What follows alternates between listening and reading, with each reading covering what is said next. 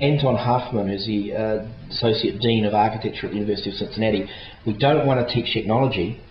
We want the technology just to support what we do. It needs to disappear and let us teach.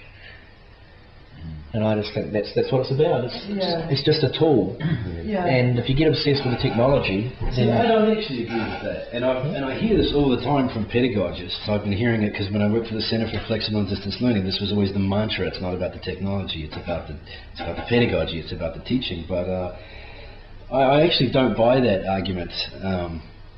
I think the technology shapes the way we teach as much as the teaching shapes the way we're going to make and use those tools. But it's always in the pedagogist's sort of interest to try and repress the technology, but I don't buy that argument as much as I hear it. I don't buy it.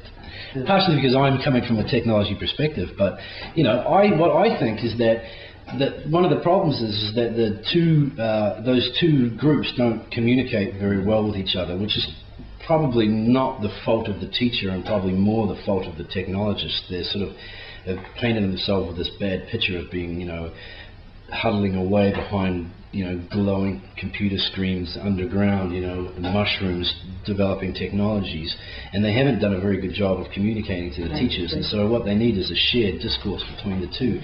The tools shape the way you teach, there's no doubt about it. You can't say that, and pedagogy is not some platonic ideal that we're all aspiring to that never changes, I mean, it's going to... Well, I agree. I mean, I think the cell phone is a prime example of that. The way that you write with a pen and ink as opposed to the way that you write a text message is, the way that you write with pen and ink and the way that you write a text message is fundamentally different. Well, there's context, but there's also the content is fundamentally different.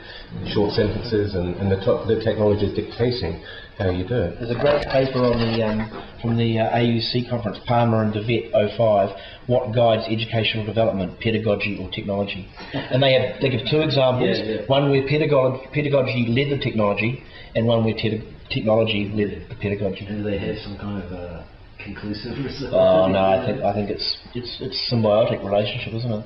And you can get lost in between.